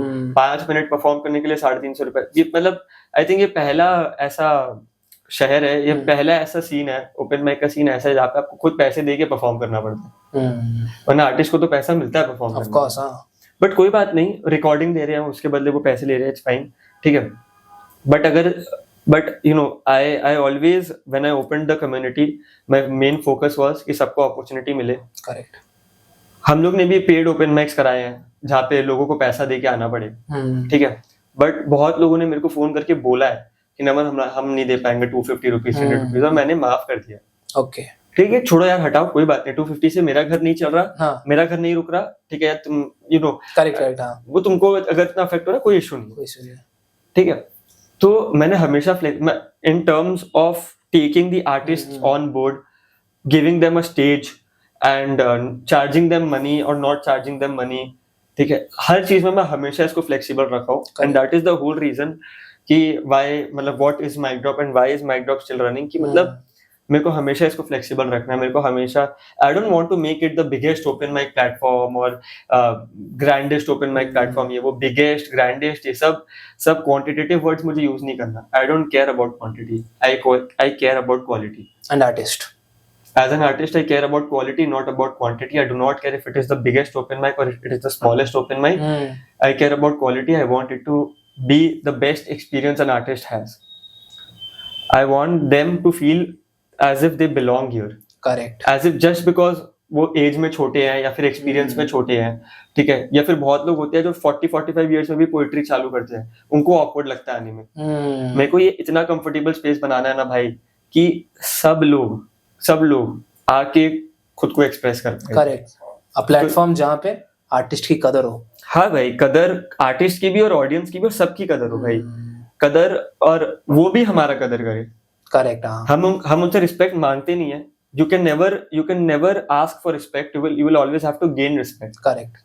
So I don't want to ask for respect by telling them that I'm the biggest open mic, that mic drop is ye, mic drop is wo. I never want to give that.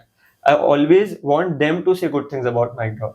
I always want them to say कि हाँ mic drop ने genuinely हमें support किया, और हम लोग ने काफी लोगों को किया, I don't have to say it out loud. Great, हाँ, right. So that is what mic drop is all about, and that is a backstory behind mic drop. But हाँ, future में we are planning कि अभी और regular comedy shows कराएंगे और regular poetry shows कराएंगे, and फिर अगर कभी कोई फिजिकल प्लेस मिले और मेरे पास उतना इन्वेस्टमेंट हो तो वो फिजिकल प्लेस खोले माइक ड्रॉप स्टूडियोज करके। नहीं भी हुआ तो कोई इशू नहीं है, कोई गिले शिकवे नहीं है, ठीक है, जो भगवान चाहेगा होगा, बट वही to keep it as a safe place for artist to continue giving them the stage, the opportunity, and to give them whatever I have. कि हाँ भाई मेरे पास मेरे जितने रिसोर्सेज है आप यूज कर लो, मेरे को कोई इशू नहीं है. अब वो आर्टिस्ट के ऊपर डिपेंड करता है वो माइक ड्रॉप को यूज करे या मिस यूज करे. करेक्ट. बस आप मेरे पास जो है आप यूज कर लो भाई. मेरा लाइफ में एटीट्यूड भी यही है कि मेरे पास I will never ask for anything, you don't have to ask me for anything. मेरे से जो है तुम ले लो, जो है ले लो. अगर तुमने अच्छे वे में यूज किया तुम्हारा भला मेरा भला, अगर तुमने खराब वे में यूज किया तुम्हारा भला मैं भी भला, कोई इशू नहीं है. कोई इशू नहीं है, वापस आ जाएगा. वापस आ जाएगा. मैं भाई मतलब यही रियलिटी है. सबको दो से सबको जितना दोगे उतना मिलेगा, कहते हैं ना अपने पेरेंट्स. मेरे को तो मिलने से मतलब ही नहीं है भाई. नहीं नहीं बोलते हैं what goes out comes back, ये वो मेरे को मतलब ही नहीं है भाई. ठीक है, मैं ऐसा टाइप का इंसान हूँ कि लेना है भाई, तेरे को मेरा फोन चाहिए ले ले भाई, खुश रहेगा तू ले ले. तेरे को घड़ी चाहिए ले ले भाई, सब कुछ ले ले. पूछने वाला जैसे जब इंसान के पास everything to give nothing to gain होता है ना, तभी इंसान कुछ बड़ा बन पाएगा. और तभी बड़ा बनना भी नहीं है मेरे को. I have everything to give, I have nothing to give, बस. क्योंकि इससे मेरे को ना तेरे से एक्सपेक्टेशंस है और तेरे को ना मेरे से होगा. सही बात है. मैं किसी की एक्सपेक्टेशंस के अकॉर्डिंग नहीं जीना चाहता. Great line. Everything to give, nothing to lose, nothing to gain. बस ग्रेट. क्योंकि एक्सपेक्टेशन जितना बंदा रखेगा फिर वो मैच नहीं करता है तो वो अलग से दर्द. हाँ भाई, आप आज किसी को 1000 रुपया दोगे, आप आज किसी को 1000 रुपए का बर्थडे गिफ्ट दिए, वो कल को आपको 200 रुपए का बर्थडे गिफ्ट दिया, तो आप डिसअपॉइंट हो जाओगे कि यार मैंने तो इसको एक घड़ी दी थी, इसने मेरे को कैडबरी सेलिब्रेशंस पकड़ा दी. ठीक है, ऐसे क्यों किया भाई. ठीक है, तो मैं वैसा कभी था नहीं. बचपन से मैं वैसा कभी नहीं था. मतलब I don't know why, but मैं कभी ऐसा नहीं था. मैं हमेशा से ऐसा ही रहा हूँ. nothing like everything to give, nothing to lose, nothing to gain. We get to know that कि आपने within the period of 3 years of your college life आपने 180 plus college event में participate लेके prizes जीते. एंड मतलब वो एक sector में भी नहीं बल्कि आपने वैरायटी ऑफ सेक्टर्स के अंदर पार्टिसिपेट किया था. बिजनेस इवेंट हो गए आपके, स्टैंड अप कॉमेडियंस हो गया, पोएट्रीज हो गए, न जाने कितने. तो आपने इस सबको कैसे मैनेज किया? एंड इनफैक्ट मेरे को ये भी खबर लगी है कि आपकी यूनिवर्सिटी में 75% अटेंडेंस कंपलसरी भी था. खबर तो सही लगी है. सही लगी ना? तो आपने मैनेज कैसे किया ये सब चीज को? भाई सबसे पहले तो यूनिवर्सिटी ने मेरे को डिबार कर दिया. अच्छा. वो तो ऑफ कोर्स लग ही रहा था. ठीक है, क्योंकि भाई यूनिवर्सिटी ने मेरे को बोला, जब मैं यूनिवर्सिटी के लिए प्राइजेस जीत रहा था तो यूनिवर्सिटी ने मेरे को बोला वाह यार Naman you are so talented, we support you, देखो जहां जाना है जा, वी सपोर्ट यू, हम लोग देंगे तुझे अटेंडेंस जा. फिर मैं चला गया आईआईटी कानपुर, आईआईटी खड़गपुर, कहाँ का चला गया, बिट्स पिलानी, ठीक है, ओपी जिंदल, हर जगह गया था मैं और हर जगह जीता था. ठीक है, तो फिर उसके बाद मैं जब वापस आया तो यूनिवर्सिटी ने बोला धप्पा नहीं देंगे अटेंडेंस. ठीक है, पूरा ऐसे यूटर्न मार लिया भाई. मेरे साथ तो सबसे बड़ा बिट्रियल मेरी किसी गर्लफ्रेंड ने नहीं किया भाई, यूनिवर्सिटी ने किया. बताओ. खैर मैं नाम नहीं लूंगा. ठीक है, and it is not Calcutta university guys. तो वही है, मतलब उन्होंने डिबार कर दिया. तो चल रहा है अभी भी जो लाइक मेरे साथ बहुत ही अन्याय हुआ था. राइट, तो I felt you know that going legal is the right way. अच्छा, ओके. तो वो तो चीज चली रही. खैर I won't comment on that. But हाँ, about the 180 prizes that I won, of course भाई it includes a lot of events. I don't even remember.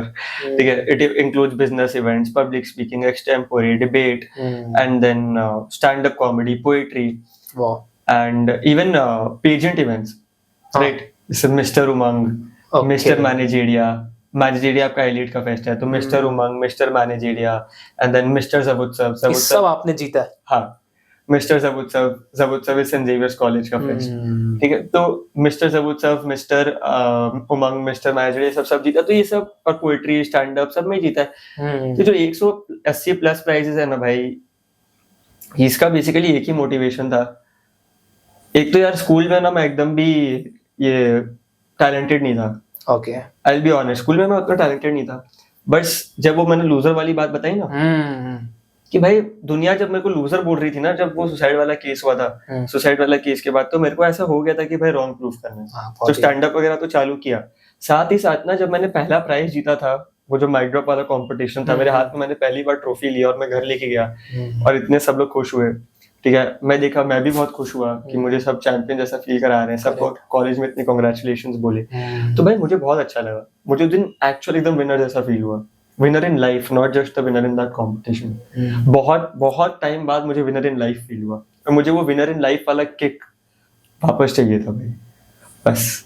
तो फिर मैंने ठान लिया कि भाई मैं 100 प्राइजेस तो जीत के रहूंगा by the end of college, by the end of my college life मैं 100 प्राइजेस तो जीत के रहूंगा। और मैं सबको ये बोलता था कि देख लेना मैं 100 प्राइजेस जीत के रहूंगा by the end of college life, और सब हंसते थे, पॉसिबल ही नहीं है, पॉसिबल ही नहीं है। और आज मैंने 180 प्लस प्राइजेस जीत लिया है, और मैं चाहता था तो मैं अभी और 1 साल पार्टिसिपेट कर सकता था, 250 तक चला जाता। पर genuinely it might sound like I'm arrogant right now, but it's not. It's just hard work है bro, it's just confidence, and I know that I could have done it. But एक point, अभी ये 180 prices जीतने के बाद मेरे को ऐसा हो गया, मेरे को एक पीस ऑफ माइंड मिल गया। करेक्ट। मेरे को आपको लूजर नहीं बुलाता, मेरे को बहुत ही विनर वाली फीलिंग आती है। मैं जब अपने हॉल में ऐसे खड़ा होता हूँ और चारों तरफ देखता हूँ, चारों तरफ ट्रॉफीज लगे हुए, टीवी के ऊपर, टीवी के नीचे, टीवी के साइड में, टीवी के सामने, चारों तरफ हॉल में ट्रॉफीज रखे हुए हैं, मेडल्स रखे हुए हैं, ठीक है। सर्टिफिकेट्स के लिए पापा अपने अलमारी में 4-4 फाइल रखते हैं ताकि मेरी सर्टिफिकेट्स रख पाए। तो मुझे बहुत प्राउड फील होता है भाई, होना ही है, ठीक है, मुझे बहुत अच्छा फील होता है। एंड पीपल माइट सीम, लोगों को लगता होगा ये ईगो है, ये जो भी है, बट आई एम कॉन्फिडेंट और मुझे बहुत अच्छा लगता है भाई। तो ये 180 प्राइजेस जीतना डेफिनेटली बहुत डिफिकल्ट था। ओपी जिंदल में आई रिमेम्बर, मेरे को लो बीपी का प्रॉब्लम है, तो ओपी जिंदल में मैं कंपटीशन के बीच में फेंट हो गया था। उमंग में, ठीक है, उमंग का आखिरी दिन था, मुझे 4 कॉम्पिटिशन्स जीतने थे, स्टार ऑफ उमंग जीतने के लिए, मैं फेंट हो गया था।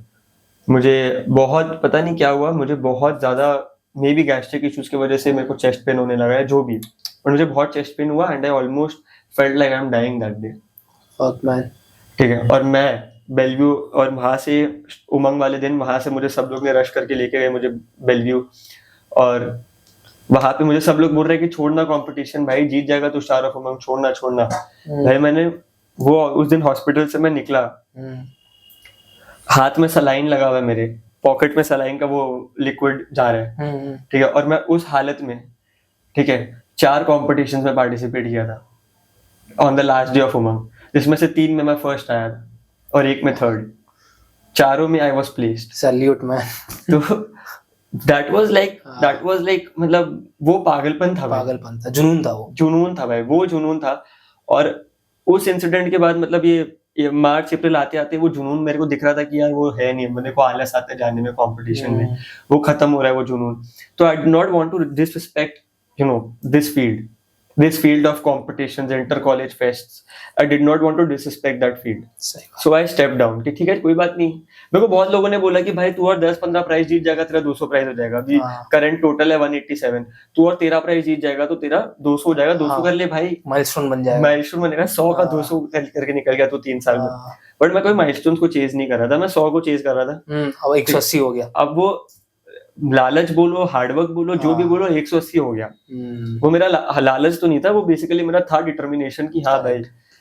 बट अब मेरे को वो किक नहीं मिलता है तो मैंने छोड़ दिया। और कोई भी और मतलब मेरे को पता नहीं कोई कर पाएगा कि नहीं ऑनेस्टली। और कोई मेरे को अगर बोले कि नमन क्या तू वापस कर पाएगा, आई एम प्रिटी श्योर मैं नहीं कर पाऊंगा। वो जुनून अलग ही था भाई, वो कुछ और ही था वो मैं आग बंद करता था, जैसे कंपटीशन में मुझे लग रहा है मैं हारने वाला हूँ, मैं आग बंद करता था, खुद को हॉस्पिटल के उस बेड में इमेजिन करता था। वो 21 जून को, ठीक है, 21 जून 2022 जब मैंने 2 दिन ऐसे बेहोश होकर उठा, तो मैं वो सीन इमेजिन करता था।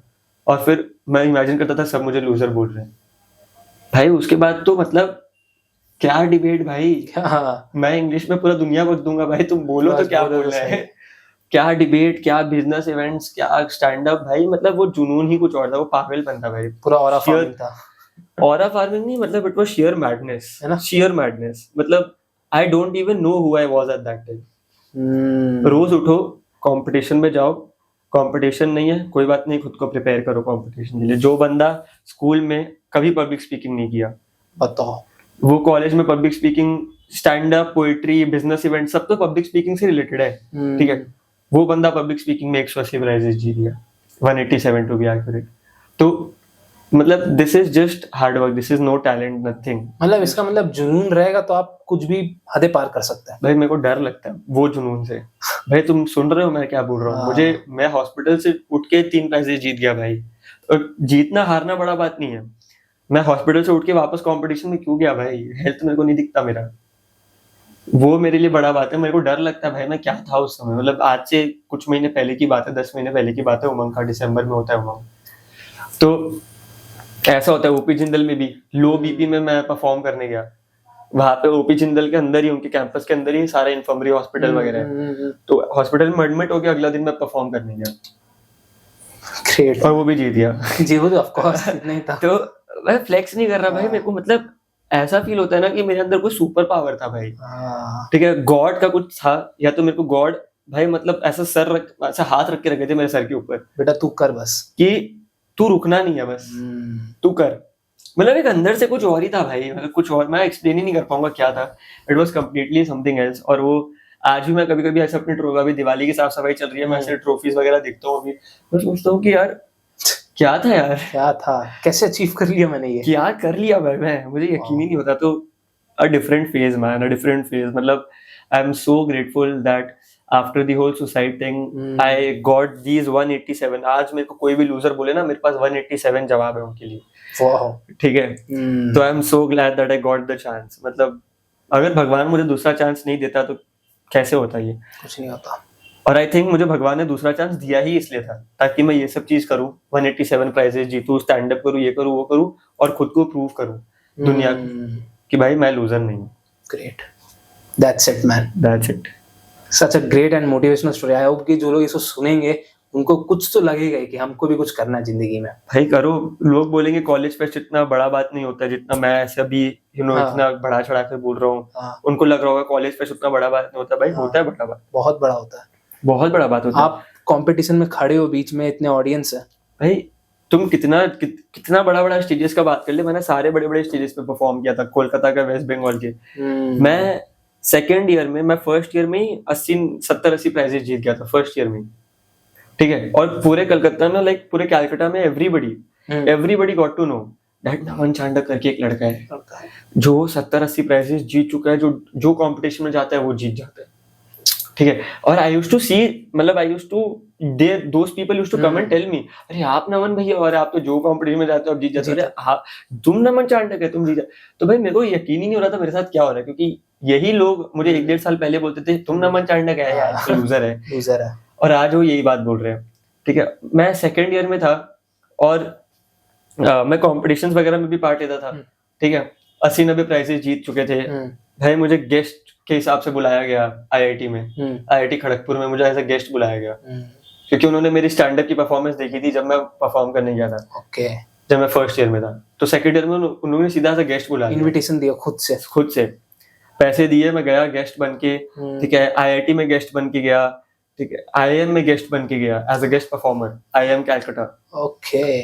कितने सारे कॉलेजेस में गया, और I am performing in front of the people who are studying for masters, और मैं हूँ खुद बैचलर्स का सेकंड ईयर में, मैं हूँ खुद सेकंड ईयर में, और मैं इनके लिए आज गेस्ट परफॉर्मर हूँ। ये इनके कॉलेज ने मुझे आज पैसे दिए इनके सामने परफॉर्म करने के लिए, मैं इनसे 3-4 साल छोटा हूँ। भाई उस समय क्या फील हो रहा होगा, तुम मुझे क्या फील हो रहा होगा सोचो। मतलब बहुत ही स्पेशल वाली फीलिंग है, स्पेशल से भी ज्यादा भाई। मतलब यही सब मोमेंट्स में ना समझ आ जाता है कि लाइफ में कुछ कर सकते हैं। तो वही ये 187 प्राइजेस, ये चीफ गेस्ट, ये जज, all these things, it was all very important to me, it is still very important to me, and it has, मतलब आज मैं जो भी हूं ना, ठीक है, ये 187 प्राइजेस और ये गेस्ट परफॉर्मेंसेस और ये जजमेंट्स, जो मैं एज अ जज बन के भी मैं कितने कॉम्पिटिशन में मेरे को बुलाया गया, सेकंड और थर्ड ईयर में था मैं जब, ठीक है। तो यही सब चीजें ना मेरे को बहुत एज अ, मतलब not as a student but as a mature person, मेरे को बहुत ज्यादा एज अ शेप की है। Correct. Those experiences, those conversations, when audience got to know कि मैं किसी कॉलेज में परफॉर्म करने गया हूँ, एंड जब मास्टर्स वाले स्टूडेंट्स बैठे हुए हैं उनको पता चला कि मैं उनसे ज्यादा यंग हूँ, ठीक है, तो उनका रिएक्शन प्राइसलेस है, वो प्राइसलेस है भाई, वो प्राइसलेस है, बहुत ब्यूटीफुल है भाई, बहुत। The world has brilliant opportunities, you just need हाथ पैर बस इनफ मारना है, बस मारना है, हाँ, बस मारना है। किसी और की थाली से कुछ नहीं लेना है, बस, हाँ, अपनी थाली पे हाथ पैर मारते रहो, ठीक है, कुछ ना कुछ बन ही कुछ ना जाएगा। कुछ हो ही जाता है भाई। वाह, बहुत ही इंस्पिरेशनल और मोटिवेशनल स्टोरी थी भैया, थैंक यू। लाइफ के या हर एक के लाइफ में एक ऐसा पॉइंट आता है जो उस बंदे को या बंदी को उसके नेचर को पूरा टर्न कर देता है, उसको बोलते हैं हम लोग टर्निंग पॉइंट।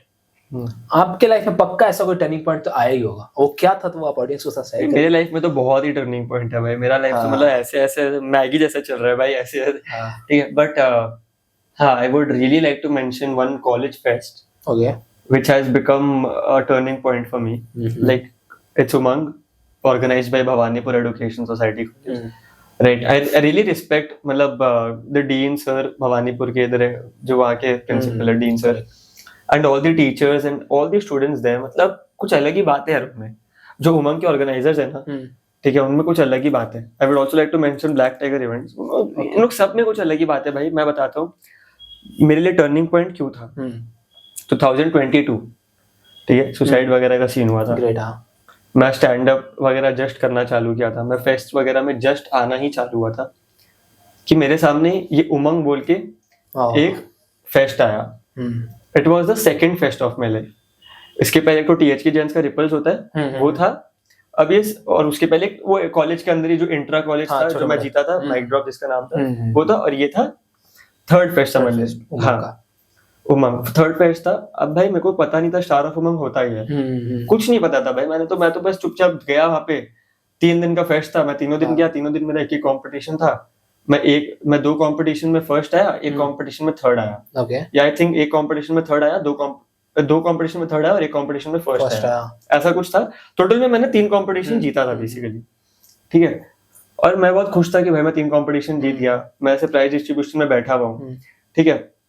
अपने तीनों प्राइजेस मेरे पास है। बेस्ट कॉलेज अनाउंस हुआ, बेस्ट कॉलेज हमारे कॉलेज को मिला, ओके, ठीक है। फिर अचानक से एक चीज अनाउंस हुआ, and the star of Umang for 2022 अच्छा, हाँ, goes to Naman Chandak from Sanjay, जो भी, हाँ, ठीक है, कट करते हैं। हाँ, हाँ। अचानक से एक अनाउंसमेंट आया कि Naman Chand and the star of Umang 2022 goes to Naman Chandak. और भाई मेरी तो फट गई। मैं बोला कि क्या, अब क्यों मिल रहा है मेरे को अवार्ड, अब क्यों मिल रहा है? ठीक है।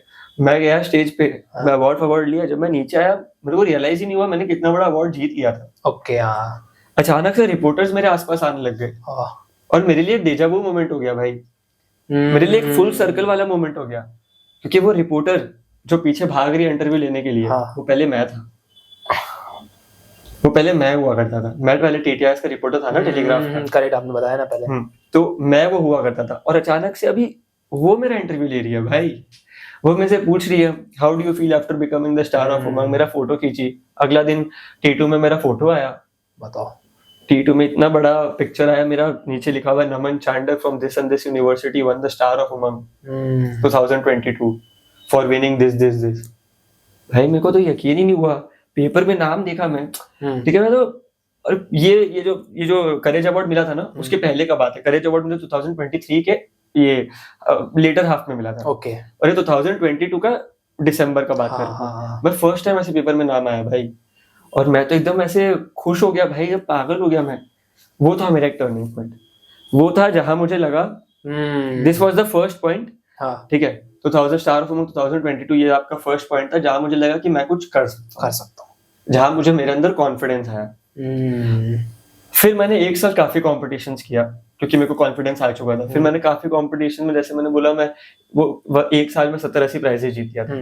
फिर सेकंड टर्निंग पॉइंट आया अगेन उमंग 2023, ओके, हाँ, जब मैं बहुत ओवर कॉन्फिडेंट हो गया कि यार पिछला साल तो मैं जीता था, इस साल भी आराम से जीत जाऊंगा। पूरे साल मैंने 70-80 प्राइजेस जीते, ठीक है, इस साल आराम से जीत जाऊंगा। फिर स्टार ऑफ उमंग 2023 मुझे नहीं मिला, ठीक है। कि एक लड़की को मिला, उसने मेरे से 1 प्राइज ज्यादा, वो मेरे से 1 प्राइज ज्यादा जीती, बस 1 प्राइज ज्यादा जीती थी, तो उसे स्टार ऑफ उमंग 2023 मिला। भाई it was a slap on my face, legit, ठीक है। मुझे बहुत बुरा लगा था, बहुत बुरा। और मैंने भवानीपुर के डीन को जाके, मैं रो रहा था वहां पे एकदम बैठ के कि मैं हार गया। और भवानीपुर के डीन सर को मैंने जाके बोला कि कोई बात नहीं सर, इस साल हार गए ना, पिछला साल तो जीते थे ना, अगला साल भी जीतेंगे। आप लिख के ले लीजिए, मैं अगला साल जीतूंगा, लिख के ले लीजिए। मैं मुंह पे 2023 पे भवानीपुर के डीन सर को कमिट करके आया था कि मैं जीतूंगा। ये था मेरा और एक टर्निंग पॉइंट। एक होता है द राइज, हाँ राइज हुआ 2022 का स्टार ऑफ उमंग से, एक हुआ फॉल हुआ 2023 जो मेरे को हम्बल बना दिया। द स्टार ऑफ उमंग 2023 में जो मैं नहीं जीता। फिर यहाँ से चालू होता है, ये ऐसे 2 बार ऐसे हो गया। फिर यहाँ से द बिगेस्ट, मतलब एक तो माउंट एवरेस्ट टाइप का एक पहाड़ चालू होता है। यहाँ पे मैं सिर्फ पूरा 1 साल सिर्फ मेहनत करता हूँ, पीक सिर्फ मेहनत करता हूँ 1 साल पूरा मेहनत मशक्कत किया। फिर मेरे लाइफ में आया third turning point, star of Umang 2024, जहां मैंने 10 प्राइजेस, जहां मैंने 10 कंपटीशन जीते। ओके आज तक उमंग की हिस्ट्री में 25 साल में 25 साल से उमंग हो रहा है, आज तक एक उमंग के एडिशन में कोई 10 प्राइज नहीं जीता। आप सोचो ना, 90 कॉम्पिटिशन है, 90 कॉम्पिटिशन होते हैं 3 दिन में, साइमल्टेनियस टाइमिंग्स में। हाँ सही बात है। हाँ, और वो 90 कॉम्पिटिशन में से 10 कॉम्पिटिशन मैंने जीत लिया। उसमें से भी 8 कॉम्पिटिशन इंडिविजुअल थे, टीम नहीं थे। ये सोचो भाई, मुझे खुद नहीं पता चला मैंने क्या किया, कैसे स्टार ऑफ उमंग कैसे किया, ये कैसे किया। ये मेहनत मशक्कत थी, वो डेडिकेशन थी, वो जो हाथ 2023 का जो पर्सनल इधर लगा था ना दिल पे, उसका ही रिजल्ट था। ये रिजल्ट था। तो स्टार ऑफ उमंग 2024 में जीता, तो वो था एकदम प्रॉपर टर्निंग पॉइंट। मेरे को स्कूटी मिला, ठीक है, एट द एज ऑफ 20, उस समय मैं 20 था, एट द एज ऑफ 20 मैं घर में स्कूटी ला रहा हूँ, और 2 साल पहले वही सब लोग मुझे लूजर बोलते थे, मेरे घर वाले। तो मुझे और क्या चाहिए भाई, वही पीठ थपथपा रहे हैं। मुझे कैलाश खेर जैसे बड़े अभिनेता, बड़े आर्टिस्ट, कैलाश खेर सर से मेरे को स्कूटी की चाबी मिल रही है। Oh my God. मेरे को कैलाश खेर सर से स्टार ऑफ उमंग की ट्रॉफी मिल रही है, ठीक है, वो भी कितने लोगों के सामने, 5000 लोगों के सामने। वही 5000 लोग जो मुझे पहले भी जानते थे और पहले मुझे लूजर बुलाते थे, उनके ही सामने मेरा नाम अनाउंस हो रहा है, और वही नमन नमन नमन चिल्ला रहे थे, और वो आज भी गूंजता है भाई। और वो था turning point, major turning point. वो फीलिंग मरते दम तक नहीं भूलोगे। वो नहीं भूलेंगे भाई, वो नहीं भूलेंगे। ये that was the best day of my life, best day. तो यही चीज सेव किया आपको पूरा भाई, पूरा। मतलब ऐसा बात नहीं है कि उसमें हार्ड वर्क्स नहीं आए थे, बहुत मेहनत, या उसमें मतलब हार्ड पॉइंट्स नहीं आए थे। Hard work is wrong, but hard points नहीं आए थे भाई। मेरे को अटैक आ गया था भाई। करेक्ट, आप बता रहे थे। तो हार्ड पॉइंट्स तो आए थे भाई। मतलब सब कुछ को गो थ्रू करके जो स्टार ऑफ उमंग 2024 में जीता था ना, it was like a statement. पागलपन था वो, पागलपन था भाई, वो पागलपन था। और तुम यकीन नहीं करेगा, डीन सर जब अनाउंस किए थे, dean sir was the one जिन्होंने अनाउंस किया था कि star of Umang 2024 goes to, ठीक है। अनाउंस करने के पहले उन्होंने ये भी बोला कि जो लड़का जीत रहा है, the boy who is winning it, last year he came up to me and he told me when he did not win it that next year I will come and win it, and I am glad he is winning it this year. वाह, वो ये बात बोल के, ये इतनी सी कहानी बोल के वो मुझे अनाउंस किए थे। तो अब तुम ये सोचना, इतनी बड़ी यूनिवर्सिटी, इतने बड़े कॉलेज के डीन सर को ये बात याद है कि एक स्टूडेंट आया था मेरे पास, स्टार ऑफ उमंग नहीं जीता था जब, और वो बोल के गया था कि अगला साल मैं जीतूंगा, और आज वही जीत रहे। और ये बात उन्होंने अनाउंस किया, ये बात उनको याद भी था भाई। इसीलिए मैं बता रहा हूँ ना, मतलब ये तीनों मेरे लाइफ के टर्निंग पॉइंट थे, and I am so grateful that Umang exists, Star of Umang exists, and people like the Dean of Bhawanipur Education Society College exists. था भाई, टर्निंग पॉइंट था। तीनों ऐसे, पहला ऐसा टर्निंग पॉइंट, नहीं पहला ऐसे, पहले ऐसे, फिर दूसरा ऐसे, फिर एकदम तीसरा एकदम ऐसे। ये थे तीनों turning point. Great man, great. तो भैया, इतने यंग एज में आपने इतना कुछ अचीव कर लिया, अब क्या प्लान आगे का? भाई टू बी वेरी ऑनेस्ट, मैं जितना भी बोलूं मैंने इतना अचीव कर लिया है।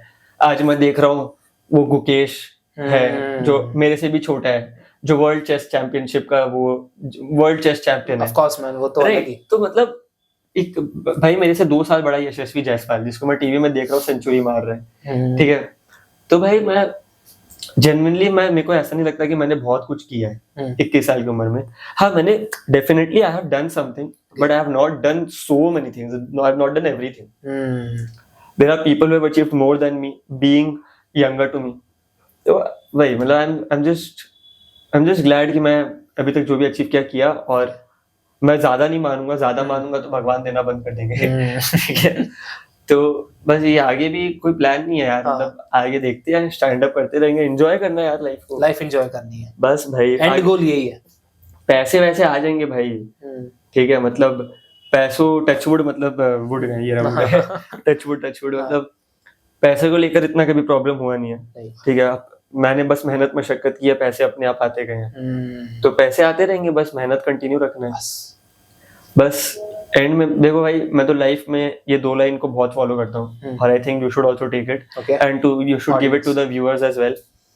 कभी भी ऐसा क्वेश्चन आए कि आगे क्या करना है, तो दिमाग में चीज डाल लो कि दिल ना उम्मीद नहीं नाकाम ही तो है, कि दिल ना उम्मीद नहीं नाकाम ही तो है, लंबी है गम की शाम मगर क्या शाम ही तो है। वाह वाह वाह वाह, जेन्युइनली भाई यही है भाई, यही है। ये लाइंस मेरे नहीं है ऑफ कोर्स, ठीक है। अच्छा, तो ये लाइंस फैज अहमद फैज साहब के हैं, ठीक है, फैज साहब की लाइंस है, तो ये लाइंस को ही फॉलो करना है। और डीप मीनिंग है इनमें। हाँ, यही लाइंस को फॉलो करना। और ये लाइंस के आगे मैंने 2 लाइन भी लगाई थी कि दिल ना उम्मीद नहीं नाकाम ही तो है, लंबी है गम की शाम मगर क्या शाम ही तो है, ये शाम भी ढल जाएगा और तेरा कल भी आ जाएगा, तो खुद पर यकीन कर तो पूरा दुनिया पे छा जाएगा। Oh my God bro. तो यही 4 लाइन जो है फॉलो करना है बस। बाकी अपने आप हो जाएगा, जो होना है वो। तुम तो कुछ भी, तुम जितने भी हाथ पैर मार लो, जब विराट कोहली एक पॉडकास्ट में कह रहे थे कि तुम जितने भी हाथ पैर मार लो, तुम देना उनको ही है। एक इंटरव्यू में कह रहे थे, नॉट पॉडकास्ट, कि तुम जितने भी हाथ पैर मार लो, देना तो उनको ही है। तो कर्म करते चलो, हाँ, फल अपने आप मिल जाएगा बस। वाओ मैन, सो नमन भैया बहुत मजा आ गया आपके पॉडकास्ट में बातचीत करके, and I hope audience part 2 के लिए पक्का डिमांड करने वाली है। अरे नहीं, मैं पार्ट 2 में थोड़ा सा फन बातें करेंगे भाई, इतनी इमोशनल नहीं, तो मैं इतना इमोशनल हमेशा होता नहीं है। हाँ, बट बहुत मजा आया यार, he was a great host man, and guest इसने फैंटास्टिक थे, तो होस्ट तो गेस्ट हो गए। Kudos to your amazing podcast. Thank you man. ठीक है,